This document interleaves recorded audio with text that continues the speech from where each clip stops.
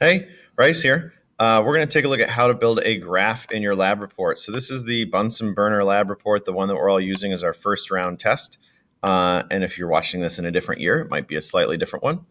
But we've got lots of things that we did. We looked at the 3 columns of materials. We looked at how to build a table. We've done some things with this, but one of the main things that we want to make sure everybody understands is how to build a graph. So I'm going to show you how to do that.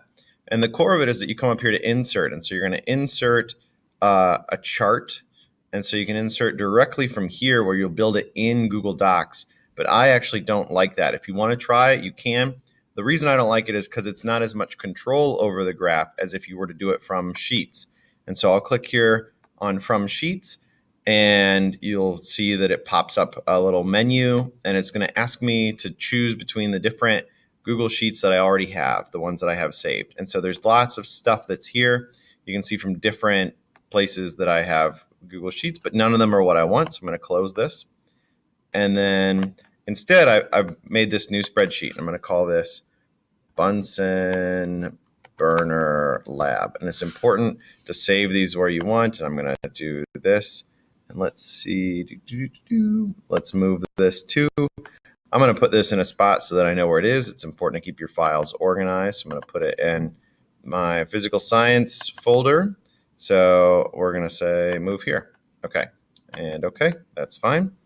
So I'm going to let all of this say, see, it's been moved. Okay. So now what we've got is I want to make, basically I'm going to recreate the table that is over here. So I might even be able to, ooh, that could work well.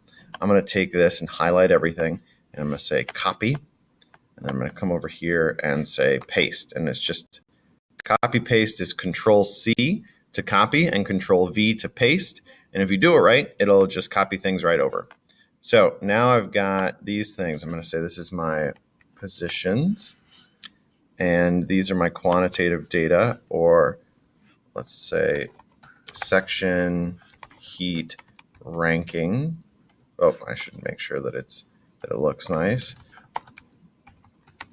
And this is just a short way to describe. I can double click here and it'll scoot this over so I can read everything. I probably can do the same here to make it look nice. Move this over, or if you double click, it should automatically find it. But now I can select this, and if I do this, I can insert inside of Sheets a chart. And it looks like a lot of the same thing, but you'll notice it doesn't have a little pop-up over here. It's going to take me to a whole wizard that's just for making charts, which is really great. So I'm going to insert a chart. I probably could have used that button over there, but that's okay. Either way, is it not doing it? Oh, there we go. Chart editor. So here we go. This has got a bunch of info about my chart, what's the data range, all sorts of things. So there's a lot that it's looking at. So this, you can see section heat ranking versus positions. So here it's got my section heat rankings listed over here on the side, my positions listed down here. And then it tells you over here in a legend that the section heat rankings are going to be in blue. Now, since there's just one thing, I might actually delete that. Oh, not that. I didn't want to do that. Control Z, bring this all back. Click on this guy. Control Z is the hotkey to undo. And so I'll do that. This, I think, is going to be the edit chart. So let me edit this chart. This is the new chart editor. Great. Okay. So here's the data. I can do lots of things. I can do a column chart, or if I wanted, there's a few different types of chart that I could do. I could maybe do a line chart. If that was really interesting to me, that looks kind of neat. But there's other types of chart that are here. And a lot of times in science, we're going to do scatter charts. And scatter charts are great. They really do a nice job of explaining things. And you can find trend lines in them. You can do lots of stuff. But for this one today, just to keep it simple, we're going to do a bar chart. Because sometimes that's all the more you need. And so we're going to use the row 2 as the headers, use the column A as labels, and then you could switch the rows and the columns if you wanted to, but we don't want to do that because that seems like it's getting weird. If you look, that would be, so if we, let's check that again.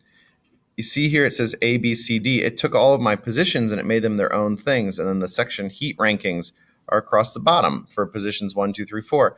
And that, it looks the same, but since it flipped things, it's really, there's something that's at its core is different. So we want to not do that. I'm going to switch it back, and then we've got this, but I think we're good actually. So I'm going to close this. I don't want to customize. That would just be to change it around. Oh, okay, go away, go away. Maybe I can double click, and so I should be able to do this. Maybe I'm just exploring this as it goes.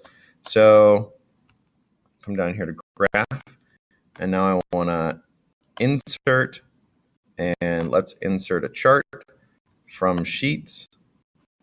So we come back to the document, and if you look, this, since I saved it, it shows up here. So I can say, let's insert from the Bunsen burner lab. We'll do select, and then import chart. It recognizes that that's the chart I have. It wants to link to the spreadsheet. So if I make any changes in the spreadsheet, it can change here. And look, it just plopped it right into my lab, and it did a nice job of filling up the whole space. There's lots of different pieces and parts here. And so I have some options for how to do this. This would be to unlink it from Sheets. This would be to open in Sheets. So if I want to go back and change anything, you can. And that's really why I like this being an import from Sheets, because then I have way more control. I can go back to the spreadsheet and make any edits that I want. So it gives me the most control overall, which is exactly what you want when you're developing a solid lab report. So I could make changes, I could customize some of those things, but this is the necessary mechanics of getting a graph together. So that's it. Thanks. Hope this helps.